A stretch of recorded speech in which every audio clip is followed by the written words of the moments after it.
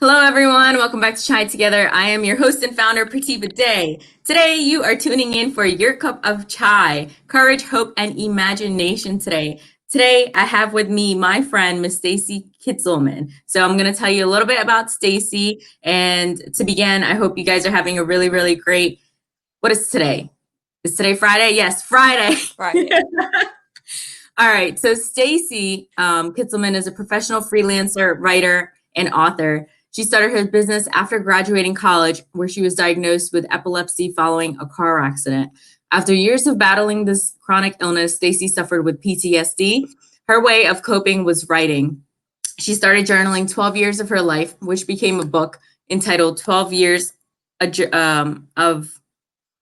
a Woman, A Journey to Happiness, right?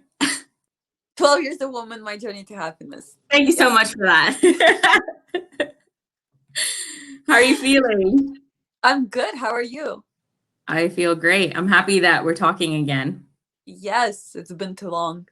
Yeah. Well, we talk 3 all the months. time online, but 3 months it's been. I want to show everyone my new chai mug.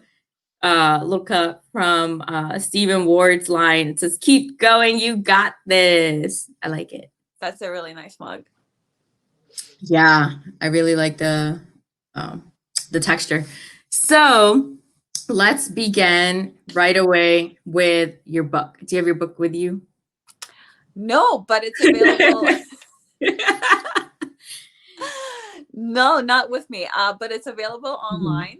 It's on Amazon. The ebook and paperback versions are available online. I've been getting really good reviews. I must say it's not like a PG-13 book, because I'm not a PG-13 person. No. I try to be, but with the life that I've lived, which you can read about in the book, I don't think that anybody could be a PG-13 person. No. Life happens. I was working, life happened. I was working towards a career, it didn't work out. Life happened. I was working towards another career, and I had some setbacks, but I'm working through it. 5 years later, I'm still here, a freelance writer, hustling. Yeah. You definitely are a hustler, Stacie. Talk a little bit, after you had the car accident, you are diagnosed with cerebral palsy, and the car accident is what triggered it. So no, I was born with cerebral palsy. Yes, and then it triggered it, correct? The car accident triggered the epilepsy. Yeah, the epilepsy. I apologize for that. All right, that's okay. I get confused all the time. So when I forget that I have cerebral palsy. So it's all right. But do you find that to be good that you forget about it? It's not something that weighs heavy on you then? Yeah, for sure. I mean, it doesn't take over my life. No. It is what it is. I have a very mild version of cerebral palsy, but that fact doesn't make it easier. It's just I live my life, I would say, despite of it, because of it, thanks to it. It makes me more aware. It makes me more grateful. Like, I don't taking like something like being able to have a cup in my hand for granted, right? Yeah. And it makes me understand the human body more, both cerebral palsy and epilepsy. It's like it makes me understand the human body, and it makes me understand the relationship between the body and the mind better. So I'm actually very grateful for everything that I've endured. It's great. I mean, and I get to do what I do thanks to it. I get to be a freelance writer thanks to it. I think that I would still be a freelance writer if it weren't for if it weren't for the car accident, for instance. But I probably wouldn't have taken it so seriously, if that makes sense. So do you find, which one out of, cerebral palsy and epilepsy, so would you say that epilepsy is more prominent now in your life still, being a freelancer? I'm at a point where those two don't take over my life. Yay. For sure. I like I mean, I still have my bad days just like everybody else. There's no like, I can't be lying to you and saying like, oh, I'm happy all the time, and it just doesn't work that way. Of course I have my bad mental health days, and Mm. there are days where I have seizures. I can't control that, really. It's out of Right. my control. But I'm able to live my life despite of it. In spite of it, I actually recently moved out of my home, of my parents' Mm. house. So I live on my Wow. own with my husband. So that's a big step, because a lot Yeah. of people with cerebral palsy, they live with their parents. They Mm. don't move out because they can't live independently. So the fact that I can live independently 10 minutes away from my parents, but still, Yeah. it's a big deal. It's a big deal. Um, and so with epilepsy, I mean, I don't like, it came to me later in life. Epilepsy came later to me in life. But again, like that fact of not knowing when you'll have a seizure and Mhm. then what type of seizure you'll have, it's like a big deal to live on my own. And with knowing that I have cerebral palsy, I have epilepsy, I have my bad days, and still be able to work and still have people know that people want to work with me, whether it's because of my skills and qualifications, and whether it's because they want to be a part of that inspiring story of, like, a woman, like a woman who has cerebral palsy and epilepsy, depression, and still yet moved out, lives on her own with her husband, blah blah blah. It's like, regardless, it doesn't matter. Like, I'm just thankful to be doing what I do. I really feel anyone who speaks to you even briefly for a first time, consultation, that they would know that this woman is hardworking and like ethical. Like I definitely would, pay you for services because I know that you know what you're doing. You're very intellectual. Why not? And weren't you also a professor? Were you a professor as well? No, but that would be interesting. I It's remember, funny. yeah, It's funny that you mentioned it, because I come from a family of teachers. My yeah. mom was a teacher. My grandma, both my grandmas were teachers. So it's funny Mm. that you asked that, and you're actually not the first person that asked that. Yeah. I remember now we had a conversation prior where, it's because the students who come to you, I believe for the freelance services, they say that you should be like you're like a professor because of how I guess educate them and teach them at the same time, right? I don't. I hope that I educate. I mean, part of Yeah. telling a story is to educate, and being able to relate to the story, because I feel that people that would read my book are people Mm. that want to learn about things like living life with everything that I've endured, rather than having to read it from a medical perspective. And there are books out there about, like, cerebral palsy, for Yeah. instance, and epilepsy, I'm sure, that are from a medical Mm. perspective. I actually read one, and I read about Mm. how I got the book. Actually, in my book, I got it from my father-in-law, but you'll get more information in my book. I'm not gonna tell you all about it. I like that. Yeah, so I got it from my father-in-law. He's amazing. Oh, shout out. I hope Not he really, sees but this. that's okay. Yeah. You'll find more details in the book. But yeah, and so I read it. Mm. It was actually given to my husband. My husband didn't read it. Um, Again, you'll find more information in the book. But it was written from a medical perspective. It felt like, to me, it felt like it was written by a doctor who retired in 1975, which is Mm. great, but it's not really how it really works. And I wrote it, and that's what really that after reading the book, it really stuck with me. It's like, people know what life is like, to live with cerebral Mm. palsy and epilepsy from a medical perspective. And I wanted to write the book. It's like a day in the life of a woman trying to figure things out while living with cerebral palsy, epilepsy, surviving a car accident, and trying to live a normal life because of it and thanks to it. And things happen in life, and you're healthy one day, not healthy the next. I want to dig into your book. So 12 years a woman, a journey to happiness. Is that correct? My journey to happiness, but yes. My journey to happiness. Okay. 12 years a woman, my journey to happiness. So I want to start with the word happiness. So do you find that, what is happiness to you? You know, was it writing the book or the aftermath of the book? It was really, for me, it was the aftermath of the book. Writing the book was for me, it was like attending a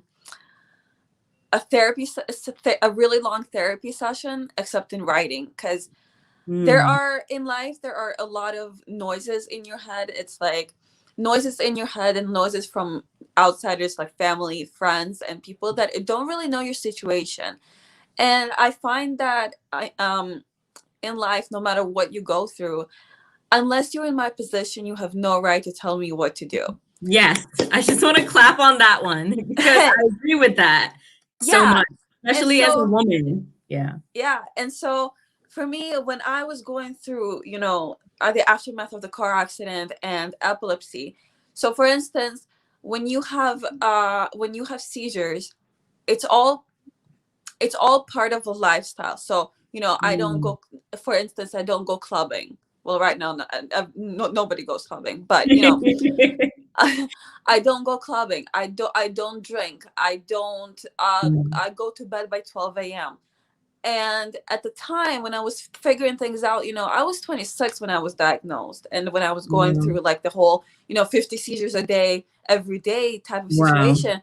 And so I had friends that would tell me, "Oh, Stacie, have a drink. Stacie, like you can drink. It's okay. Stacie, you can go clubbing. Stacie, you can like you can stay up until 4 a.m.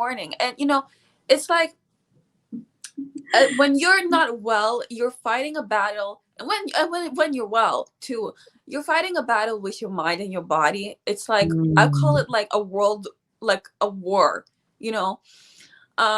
and I don't want to call it a World War III because I can't really compare, but it's a war, between who you are and who you are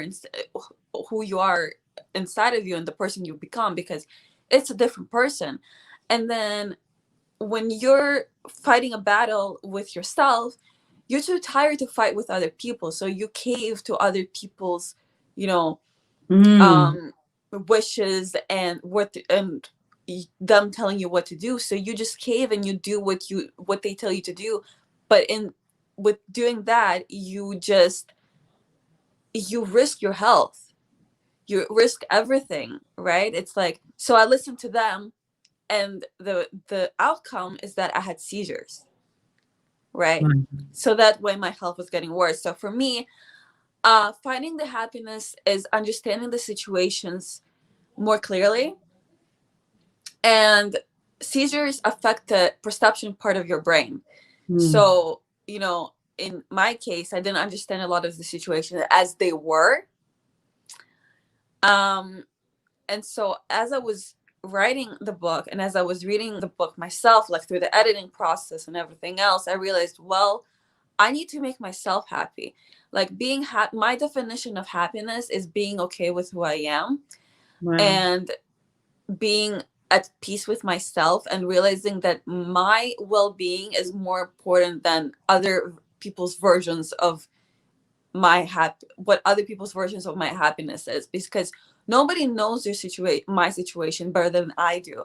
Nobody knows my situation better than my husband does, right? Yeah. So it's like, it is what it is. If I don't have to like cave, I don't have to, if other people's standards of my well-being is not my business, it's theirs.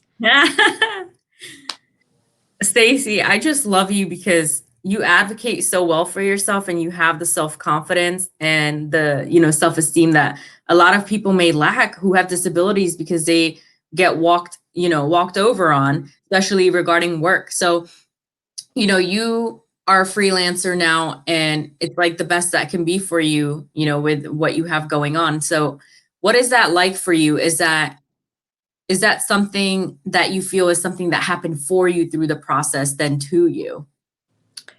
It definitely happened for me. So when I was in college, I had completely different plans. I was working towards becoming a human resources professional, Mm. and I was at school for 7 years. Wow. But 2 weeks before graduation, I was involved in that car accident. And so the school and the teachers were very kind to me. I had a chance of not graduating college, but my teachers were very accommodating and were very understanding, etc., etc. But the Mm. real world out there, when you're looking for a job and first of all, you have cerebral palsy, that's already something to look to for people to degrade you, to look down Yes. on you. But then you survive the car accident and everything that goes on with it. Like, mentally you're not okay, physically you're not okay, and then you have to go to job interviews. And I wasn't there were times where I wasn't able to go to job interviews, and I was called unprofessional because I would Wow. ask to reschedule it, Wow. and etc., etc. And there were times where job seekers wouldn't hire me because they would see that I have cerebral palsy. And that's just the world of human resources. It's Mm. it's just like that. Whether it's the recruiter's fault or the company culture, so to speak, um, it is what it is. It's all about money. And it was the car accident that led me to be a freelance writer, because 6 months after endlessly job searching and recruiters saying no to me, this not just recruiters, I would say society saying no to me. Yes. um I just took my credit card. It was a Saturday. I remember I was getting ready to go to a friend's birthday party. I took my credit card, I made a website, and I started promoting myself as a freelance writer. Wow. And writing was a passion of mine in college, and I actually Mm. also worked as a writer part-time before this. So I really turned my passion into a full-time career. Mm. And that side hustle was supposed to be just a temporary thing until I got back on my feet, um, and was able to look for a full-time job. But then that side hustle, 5 years later, I'm still hustling full time. And at first it's actually a really funny story, because I really wanted to work with people, and I really wanted Mm. them to work with me, strictly for my skills and qualifications as a writer. But as I was promoting myself, and as I started working with more and more people, and as I got more experience throughout the years, I realized that in the online world, and with so much competition, it's just not enough to be good at what you do. You got to have a story to tell. And if you have it, and everybody has a story to tell, it's just some people are uncomfortable, and I get it. It's a private battle. For me too, I didn't open up about any of my struggles for a year and a half. um but I realized that just being good at what you do is not enough. And I realized that, you know what, I have a story to tell. Why not try to you know tell that story to other people? So I started really posting online about my story, about like having cerebral palsy and Mm. epilepsy, and like the car being a car accident survivor, and then the positive side of it. Like, I'm so and so, I have so and so, and yet I have this great life. And I realized that I have people work with me for my skills and qualifications, but I also have people working with me because they hear that inspiring story. Like, here's a woman with cerebral palsy, epilepsy, car accident survivor, married, lives on her own, and has her own business, and that is wonderful. And now wrote a book as an author, and working towards a second book. Life is good. So what is there to complain about? I have nothing to complain about. A lot of people, I mean, I still have people really that like try to make it like a sob story. And for me, it's not a sob story. For me, it's just my story. It's a good story. It's a story worth telling, and life is good, you know. Life is Yeah. good. It's nothing to cry about. This makes me want to be emotional though. And I see your Instagram posts. You're eating all the delicious food. So we have a few people tuning in. Tanya said powerful story and that life is good. And Maya said stay strong. Steven said speak. Well, I am speaking, and you know what? Yeah. I started writing because I'm not much of a talker and I'm not much of a Aw. speaker, but you know, and I have a stutter too. I don't know if you noticed, but I Mm. have a stutter too. So I'm kind of shy to talk, but Mm. I mean, I guess like just face your fears. So Yeah. I face my fears by writing. I faced my fears by writing the book. That was a really like that was really hard because I didn't think that I would have like make it available for the whole world to read, but here it Mm. is. Just because I'm a very private person, and I went with everything I was against. Like I wanted to be just continue being this private person and just work, work, and work. Um, and now I'm also talking, so It's really amazing. I'm sure other people can agree too who are tuning in that they enjoy listening to you. Like, it's not even that, you have a good story. It's the fact that it's your grit, your grit, like your resiliency within that makes you come so far. And now I want to dig into your book more so. So I'm going to do this one more time. I'm going to state it one more time. 12 Years, a Woman, My Journey to Happiness, right? yay! Round of Okay, yes, applause. finally. I'm gonna feel the same way about mine because it's like lengthier. So yeah, so you journaled for 12 years, is that correct? No, I journaled No. for a year and a half. Wow. And I have a really good memory. I like my memory scares me. It scares Wow. people. It scares other people too, because like I started writing after I had a really bad mental health breakdown. Mm. And I was finding ways to cope with my depression. And that was before COVID, and it had nothing to do with COVID. But Yeah. I'd like to tell you a little, like, some stats. I mean, in 2019, I read some stats that 1 in 10 people in the world were battling depression and anxiety. And since Mm. COVID started, it's 1 in 4 Yes. as of December 2020. So it's like it's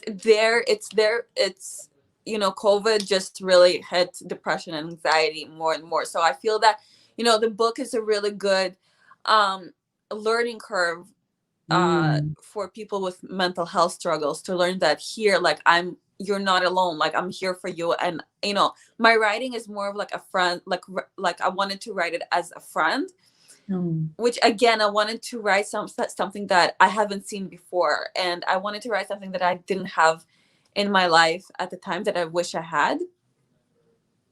And I don't sympathize with other people, I empathize, and there's a big difference Mm. with that. And so I started writing after a really bad mental health breakdown, and I really wanted to figure my life out, because I didn't have it in me. Even though I had really close people in my life, I had my husband, I had my parents, I Yeah. had my family. It just wasn't enough. And I worked on coping mechanisms, like taking walks outside, exercising. Mm. I even color books for adults. It's really cool. You should Oh try this. yeah. You should try this. Um, and then as a freelance writer, I realized that I write a lot for other people, Mm. and that's great. I love writing for other people, and I get to learn so much about about what other people do and other people's businesses. I mean, I continue learning so much, and I that's one reason why I love what I do, and I get paid for it, so that's amazing. I mean, I'm still, Money, it's like money. going to college but getting paid for it. So but as the years went by, and I worked Mm. more, and as I was writing more for other people, I realized that I wasn't writing for myself. And writing Mm. for myself was really like self-care, you know. It's Yeah. like you see, when I wrote for myself, I started seeing my life from a first person perspective. And it became so clear to me then. And I was learning while writing. I mean, my book was supposed to be released in May of last year, but because of COVID, it had to be delayed. And I was so upset about it. And I was just worried so much about whether people will still want to read it, whether whether people will still remember me. But then it was the best thing that ever happened to me, because I added things in the book that I wouldn't have happened, that I wouldn't have, that wouldn't have been included if it weren't for COVID. And so it became so much clearer to me, and it really put my life in perspective. It's like putting together a puzzle. I like that. So, the 12 years, that's in the title. So is it really over a 12-year span that you're talking about in your book? Like, what is the format of your book? Do you break it down, year after year? Like, how is that? Yeah, yeah.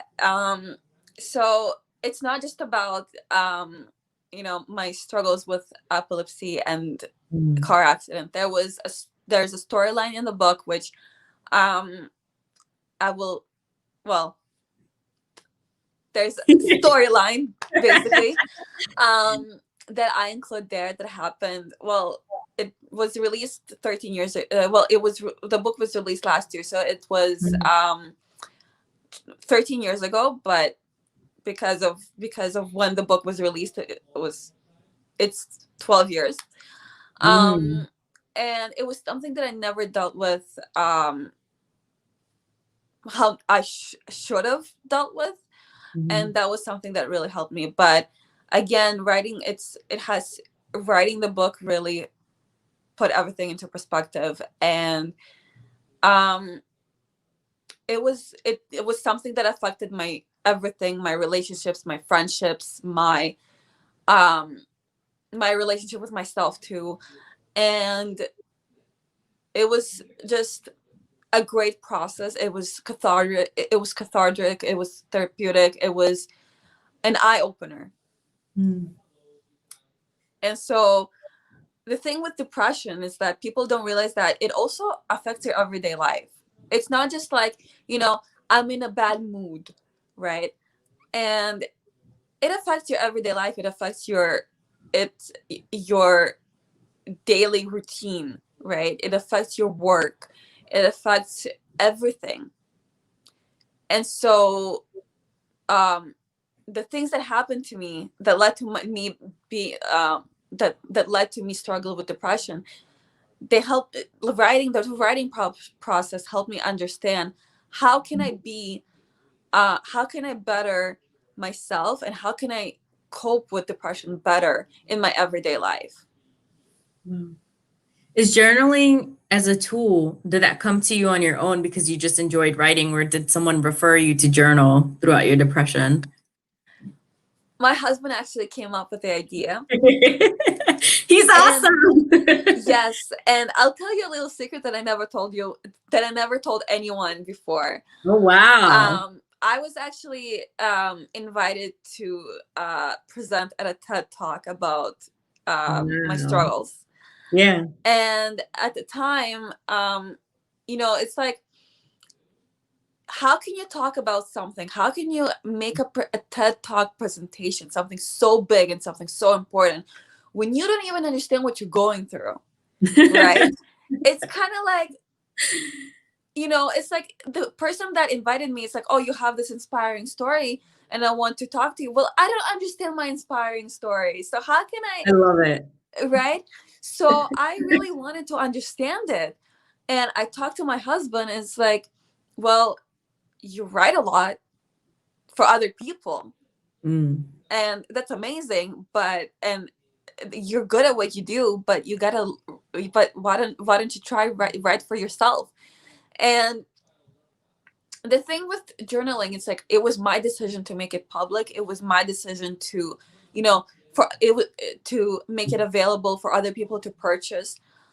But journaling is not something that has to be for other people to see. It could just be Yeah. for yourself. It could just be just something that you do every single day. It doesn't matter how much you do it of it every single day, but just the fact that you do it every single day matters.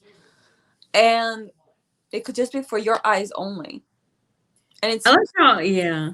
it's good. Yeah, go It ahead. does. Your writing has to be good. You don't have to. You don't need to be a professional writer to do it.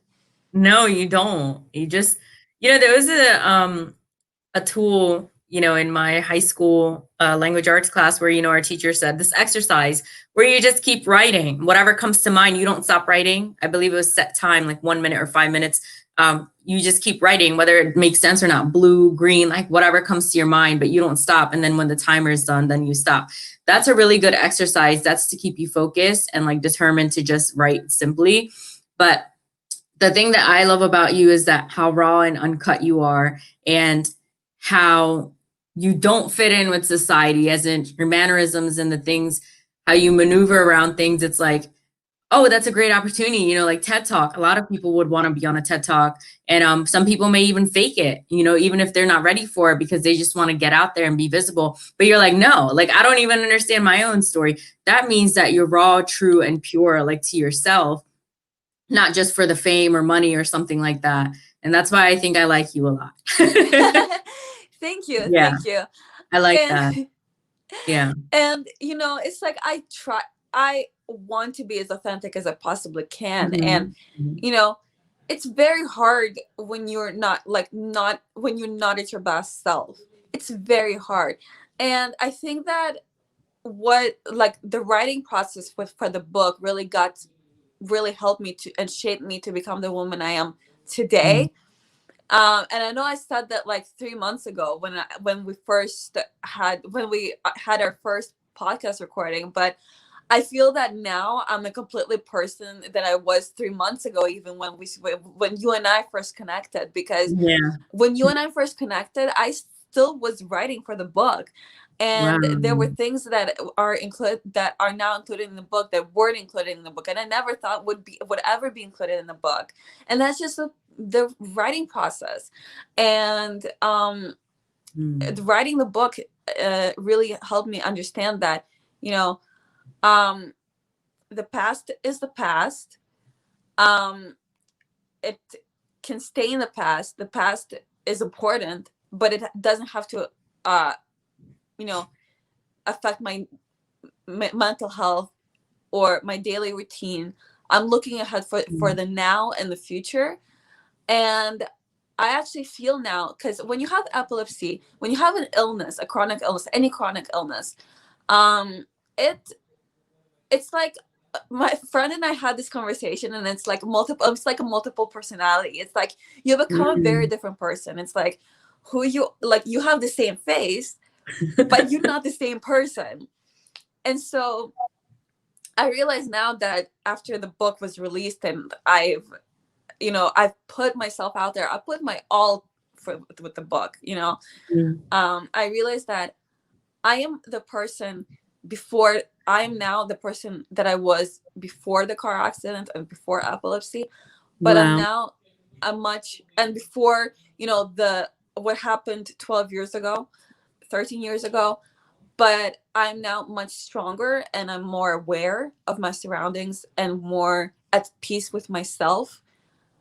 And I'm just me. And if anybody, and if and my job is to write, right? Be a good person. My job is to write for myself, for other people as a freelancer. It's to be a good person. It's to love myself, take care of myself. Anything else, it doesn't matter. Wow. I love it. Do you feel that writing the book is what healed you the most to make you how you are now? And do you feel that way? Yeah, and I never thought it would happen that way, because I first of all, I never thought I would write a book. I mean, that's something that the online world, thank goodness for internet and the online world and social media. Um but yeah, I never thought that, because I am, again, I was telling you before, I'm just such a private person.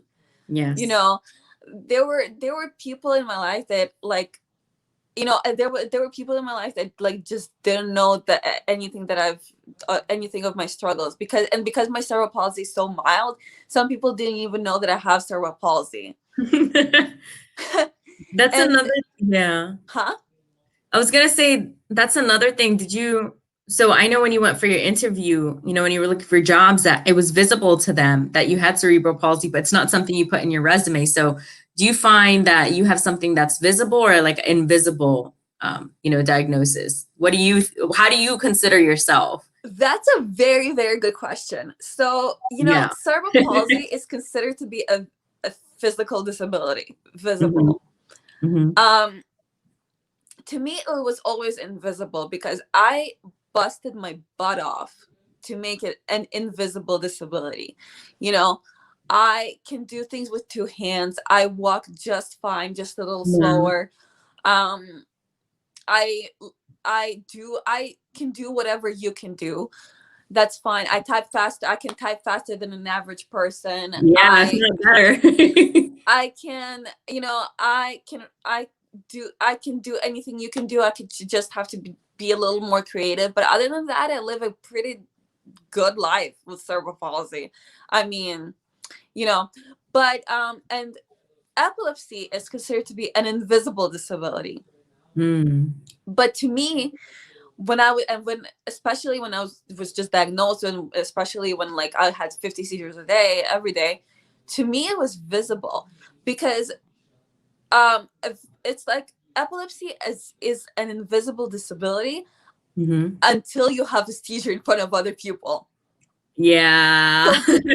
So to me, it's like I could hide my cerebral palsy, no problem. I can't hide the epilepsy, because if you have No. a seizure in front of other people, and they're all like, "What's wrong? What's wrong?" You can't lie to them. You can't just say, "Oh, it's fine. It's no big deal. It's a seizure. Mm. Come on." Right? Yeah. So it's Mhm. funny how, like, these two terms, for me, they don't coincide together. They don't make sense to me. Mm. Um, so um now it's not 50 seizures a day every day. Now it's manageable. Thank for um but yeah, like, it really, it's just very interesting to me just how, like, these two terms don't match in Mm. my eyes. Mm. It's really interesting. And I want to go back to the one thing that you said where you feel you're back to yourself now. And this is something that I state towards my own trauma as well, that, you're unveiling those layers and you're finally getting back to who am I really without that trauma projecting onto me or in my psyche, in my body. And so do you feel that now you're renewed again as to, how you were before the accident? Like you feel back to normal at that time. Yes, because Wow. especially because when I was writing the book, I was my own best friend. Wow. And the people in your life will have a great impact Mhm. on your Mhm. mental health, your psyche. And in their mind, it's like they're trying to help you, but in reality, they're holding you back. Yeah. I had someone in my life that they would say they were a good friend, Mm. but in reality, I mean, all they were doing was try to change me, try to fix me, try to, make me into a different person that I wasn't, and try to, and they always said that, like, "Oh, why don't you do this? Why don't you do that? Mm. You know, you can wear flip-flops, or, you can, like, you can do manicure, pedicure." And I'm like, you know, just because I have, the reality is, just because I have cerebral palsy and epilepsy, and because I'm a car accident survivor, it doesn't mean that I live this miserable life. It's actually great. And it's kind of like, in my mind, if you say all those things, if you were in my shoes, you wouldn't survive, Mm. right? Um, and those things, like those people saying to you those things continuously and for Mm. years, right? that's what would make your life worse. That's Yes. what would make your psyche. That's what that's what would make you believe that you're not better, that Mm. you're not doing your best. And when you're being told the same thing over and over, you start believing those things. So Yeah. you gotta also, on top of writing and journaling, you gotta be Mm. careful who you surround yourself with. And Yes. Very so important. yeah, yeah, Very and that's important. something that the book helped me figure out as well. Wow. The book is a lifesaver. Tell everyone again where they can find your book. Amazon, the ebook version and paperback version are available on Amazon. Again, it's 12 Years a Woman, My Journey to Happiness. Yeah, and you definitely resemble it in your aura. Tell us your future plans with your second book. What's next? That's exciting. That's exciting. So I am, as I was writing the book, the first book was really about how my how about my personal life, and how Mm. my struggles affected my personal life, and how my personal life affected my struggles, and so Yeah. on and so forth. Mhm. And as I was writing it, I realized that there are so many people out there that have started their own business because of, chronic illness, mental illness, because they're a Yeah. stay-at-home mom, or whatever the reason Mm. is that's out of their control. um and let's face it, being an entrepreneur is hard. It's not for Yeah. everyone. No. And and as I was writing it, and as I was writing the first book, and as COVID hit, and I saw that so many people started their own businesses, I realized that there's an opportunity there. Mm. And I wanted to see how, and I started writing my second book, like content for my second book. And it's really about my business and how I started my business, and how having a chronic illness, a physical disability, and a mental illness, um, how they can affect uh, you as a professional, and how it can Mhm. actually be a great thing. Because society can say, oh, you're disabled, so you can't be an entrepreneur, you can't work, you can't do this, you can't do that. Society doesn't know anything. um, No. Get out of I here, would say it in other society. words, but I don't know if I can say it here. Which Go again goes ahead. back to me being not a PG-13 person. Um, so I'm trying to be like, a PG-13 person here online, but um, Yeah, when I air this, Apple's gonna say, "Oh, a restriction. There's a curse word." I love so it. society doesn't know anything. You hear Uh, that, society? And people watching our society. Yeah. we can do people. So, but again, as entrepreneur society, you can create your own society. You Oh, can create, you can change society's perceptions. You can create a whole new thought process. Like, wow. as when I was job searching, the wonderful thing, what was most interesting to me when I was a job Mm. seeker, people wouldn't hire me because of my disability and because of everything that I've endured. As Mm. an entrepreneur, uh, people want to work with me because I'm a Yeah. disabled entrepreneur, because I'm a survivor, I'm a car accident survivor, because Mm. they see that I'm a disabled woman who still tries to live a normal life like any other person does. Um, so the second Mm. book is really, I have a name for it, which I'm excited about. You can view it on my Facebook page. Oh, wow. Um, yeah, so it's really all about the the business world, Mm. the employed world, when you're quote Wow. unquote a disabled person. And let me Wow. just say that a lot of people with disabilities see the word disabled as a bad word. It's not. It is what it is. You're disabled. It's a word. It's just the English word. Sorry, it's the English word in the English dictionary. It doesn't matter. And when you break it up, it's disability. Your ability to not do something, but you're still able to do it all. Stacie, different right? abilities. We can do everything. Just we gotta get more creative in how to do it. Things happen. And we're all creative. It actually brings out more of you. Through this. In your destiny, like this happened, but it brought up more of you. You would have kept comfortable and had like a regular job and lived that life, and then you pass on. That doesn't serve you, because then you didn't bring out all your creativity and different ideas, or even wrote a book. You possibly would have just did the job, 9 to 5. And there's nothing wrong with being a 9 to 5. It's just you gotta do more. The thing with us people in the world is that a lot of us get too comfortable, and it can get boring, and it can get like a routine. Life can't always be a routine. No, gotta have fun. Work to live to work. There's a difference, right? Hey. I love it. Is there anything else you want to touch on before we wrap it up? So as a freelancer, a lot of people ask me, what do I do? What do you do? I work with anyone.